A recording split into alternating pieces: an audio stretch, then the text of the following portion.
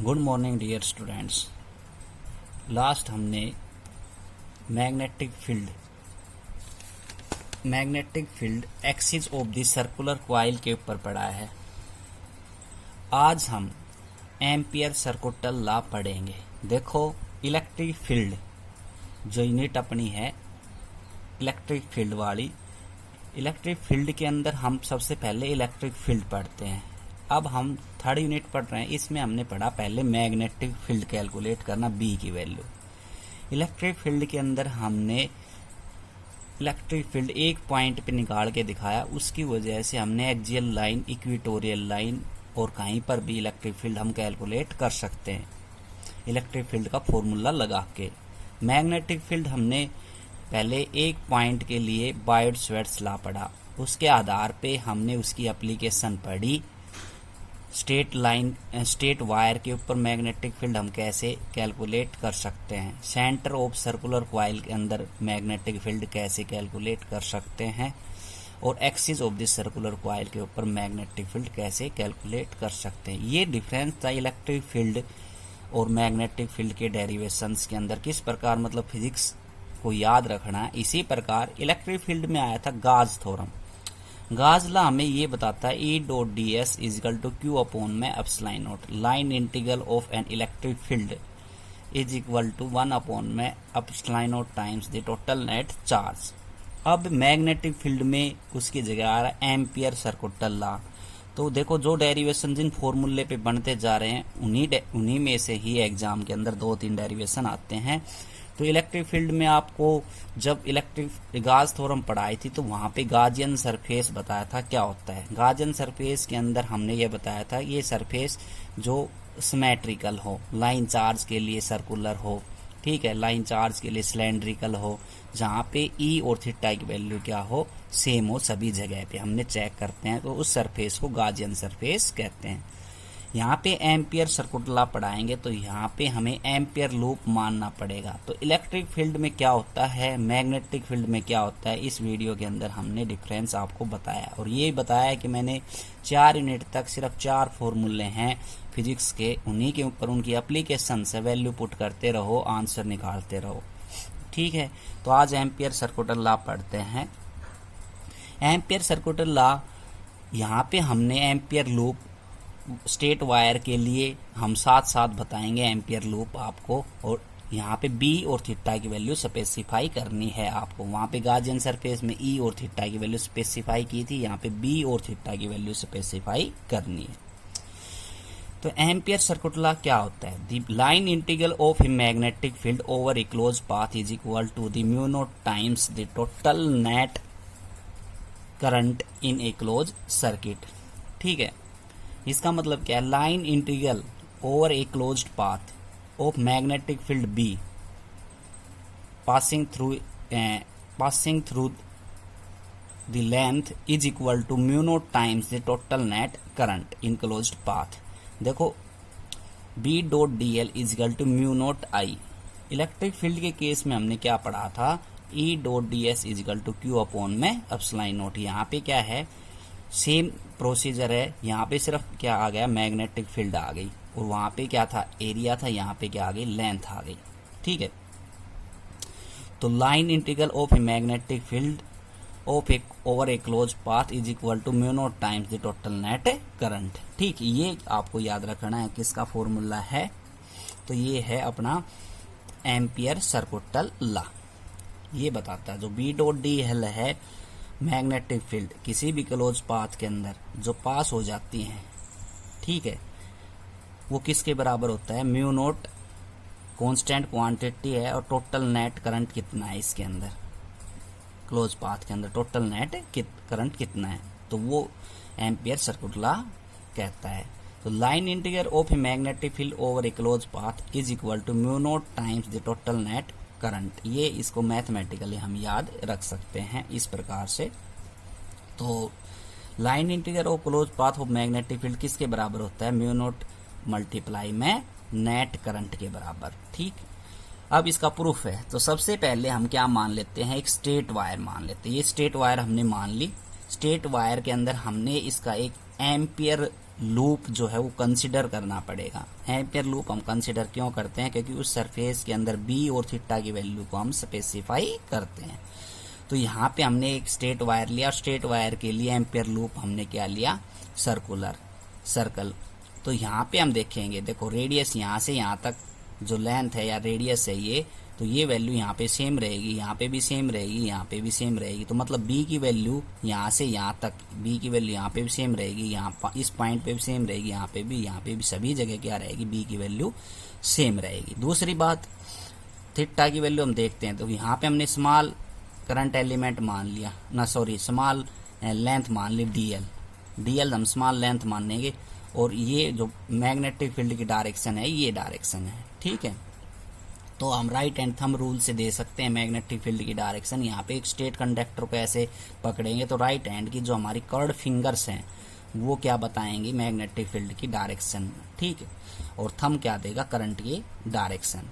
तो ये dl हमने यहाँ पे स्मॉल लेंथ मान ली, इस लेंथ के ऊपर मैग्नेटिक फील्ड की डायरेक्शन इसी डायरेक्शन के अंदर है। तो dl और b दोनों की डायरेक्शन सेम है, तो थीटा क्या बनेगा, 0 डिग्री बनेगा। थीटा क्या बनेगा, 0 डिग्री। ये सारा हमने कंसिडर कर लिया कंस्ट्रक्शन। तो let us consider an straight wire such that OP बराबर R। एक स्ट्रेट वायर हमने मान ली जो OP बराबर क्या है, R। Draw an ampere loop, एक एम्पियर लूप हमने ड्रा किया। Let ideal small current element, तो यहाँ पे मैंने बताया था ना, ये स्मॉल एलिमेंट मान लिया dl लेंथ, और उसमें स्मॉल करंट कितना है, I। तो IDL एक स्मॉल करंट एलिमेंट।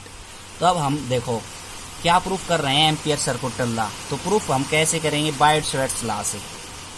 तो according to Biot Savart law the magnetic field intensity at the point P due to a current element. देखो वहां पे हमने स्ट्रेट वायर का केस पढ़ा था, वहां पे मैग्नेटिक फील्ड की वैल्यू कैलकुलेट की थी, वो वैल्यू हमने यहाँ पे यूज करनी है। तो B बराबर म्यू नोट I अपॉन में 2 पाई R, ठीक है। वहां पे हमने ये वैल्यू कैलकुलेट की थी, तो 2 से मल्टीप्लाई कर देते, 2 से डिवाइड, ठीक, 4 पाई बनाने के लिए।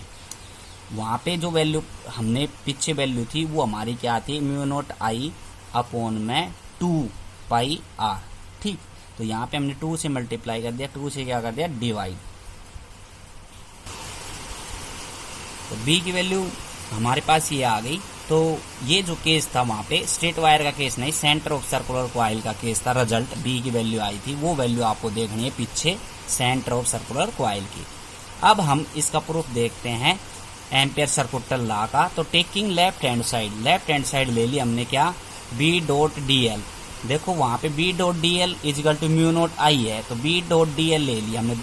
तो B डॉट dl जो होता है डॉट प्रोडक्ट के अंदर वेक्टर क्वांटिटी होती है, उसको हम स्केलर में करते हैं, तो B dl कोस थीटा हो गया। अब मैंने ये बताया B और dl की वैल्यू सेम है, इसलिए थीटा की वैल्यू क्या बनेगी, 0। तो कोस 0 का मान होता है 1। तो ये अपने पास आ गया B इंटू में dl, ठीक है।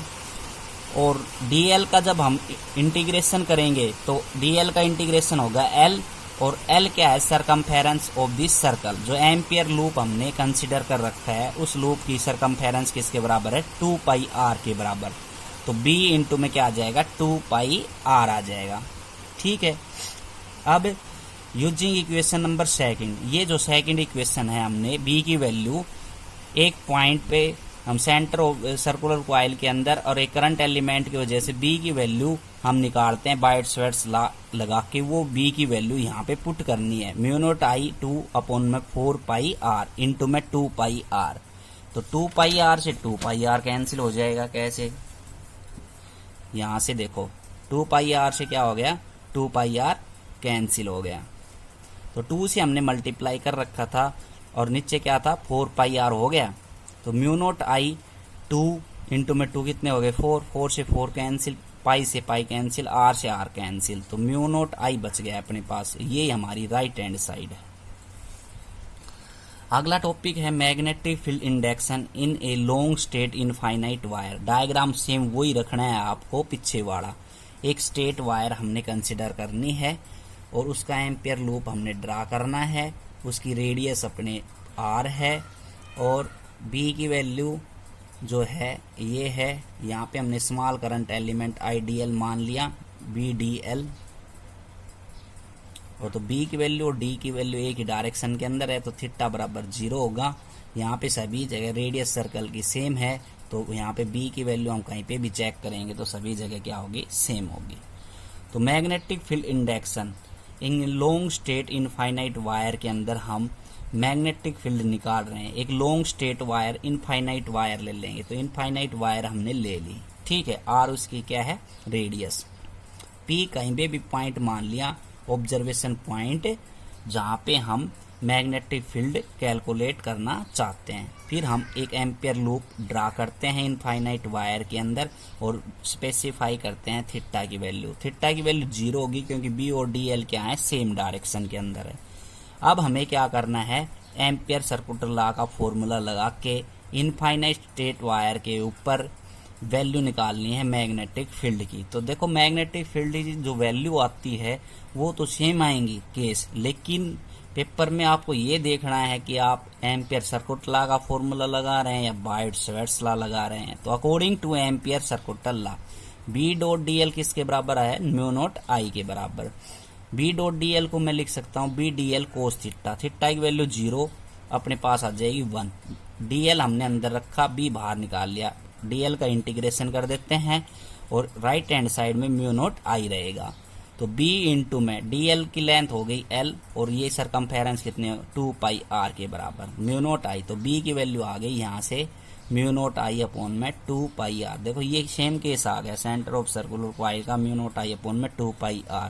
तो गड़बड़ कहाँ पे होगी, स्टेट वायर के केस के अंदर जो ये वैल्यू आई है वो कितनी है, b बराबर म्यू नॉट आई अपॉन में 2 पाई r। तो इस बात का ध्यान रखना है कि बायट-सवार्ट्स लॉ के अंदर सेंटर ऑफ सर्कुलर कॉइल का केस पूछा है, स्टेट वायर का केस पूछा है, या एक्सिस ऑफ सर्कुलर कॉइल का पूछा है, या मैग्नेटिक फील्ड के अंदर एम्पियर लॉ के ऊपर स्टेट वायर या इनफाइनाइट वायर का केस पूछा है, या सोलेनाइड का या टोराइड्स का या सेंटर ऑफ सर्कुलर कॉइल का। क्वेश्चन को ढंग से पढ़ना है एग्जाम के अंदर, फिर आपको आंसर देना है।